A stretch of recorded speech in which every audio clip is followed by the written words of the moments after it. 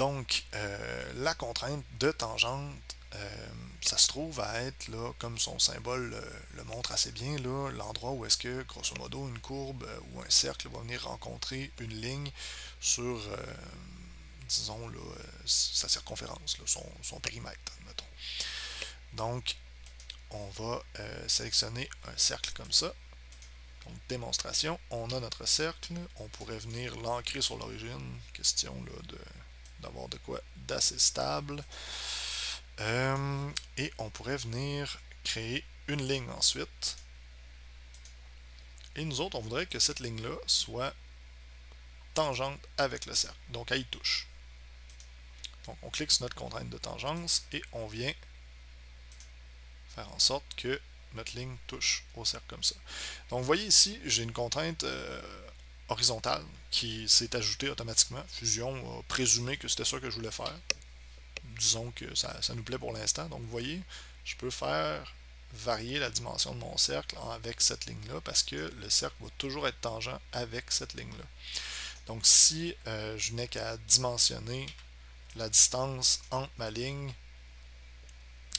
et mon cercle, ben, je me retrouve à lui donner une valeur de rayon finalement. Donc, mon cercle serait entièrement défini. Donc ça, c'est une stratégie, c'est une contrainte qui est assez intéressante là, pour faire des formes un petit peu plus complexes, puis venir les dimensionner assez facilement. Donc ça, c'est la première utilisation. La deuxième, je vais tout effacer et vous montrer. Disons que j'ai encore une fois un cercle, puis que j'ai une ligne, mais qu'elle se termine sur le cercle, comme ça.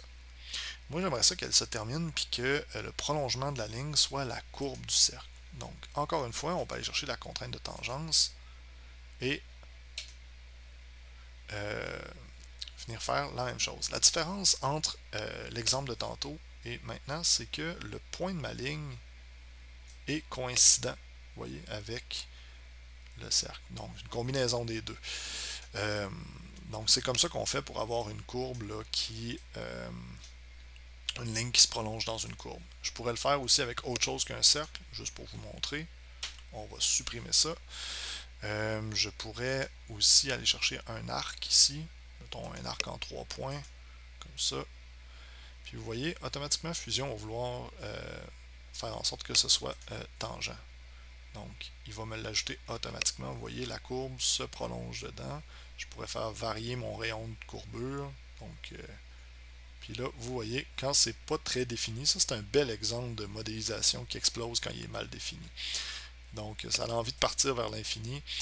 À ce moment-ci, si je viens, je pourrais venir là, rendre ce point-là coïncident avec ma ligne comme ça. Puis là, vous voyez, ça a pas mal moins envie de partir là, dans le champ gauche comme modélisation. Donc, c'est un bel exemple, là, ce que je viens de faire là, de quelque chose qui n'est pas assez bien défini comme sketch, puis qui, soudainement, là, a envie de partir vers l'infini.